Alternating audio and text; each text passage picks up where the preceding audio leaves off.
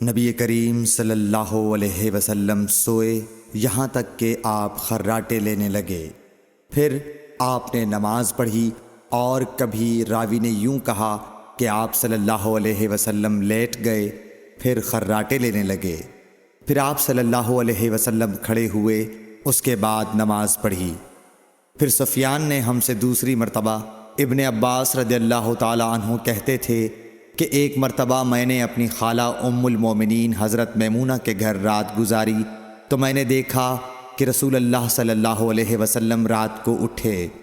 جب تھوڑی رات باقی رہ گئی تو آپ صلی اللہ علیہ وسلم نے اٹھ کر ایک لٹکے ہوئے مشکیزے سے ہلکا سا وضو کیا۔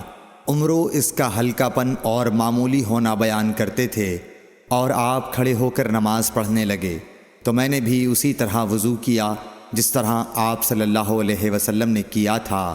پھر آ کر آپ کے بائیں طرف کھڑا ہو گیا، اور کبھی سفیان نے ان یسارہ کے بجائے ان شمالہ کا لفظ کہا، مطلب دونوں کا ایک ہی ہے۔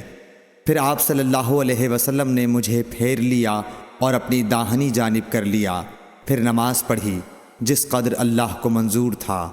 پھر آپ لیٹ گئے اور سو گئے حتیٰ کہ خراٹوں کی آواز آنے لگی۔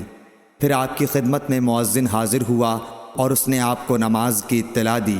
آپ صلی اللہ علیہ وسلم اس کے ساتھ نماز کے لیے تشریف لے گئے۔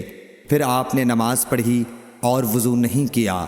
سفیان کہتے ہیں کہ ہم نے عمرو سے کہا، کچھ لوگ کہتے ہیں کہ رسول اللہ صلی اللہ علیہ وسلم کی آنکھیں سوتی تھیں، دل نہیں سوتا تھا۔ عمرو نے کہا، میں نے عبید بن عمیر سے سنا، وہ کہتے تھے کہ انبیاء علیہ السلام کے خواب بھی وہی ہوتے ہیں۔ پھر قرآن کی یہ آیت پڑھی، میں خواب میں دیکھتا ہوں کہ میں تجھے ذبح کر رہا ہوں۔ صحیح بخاری حدیث نمبر 138۔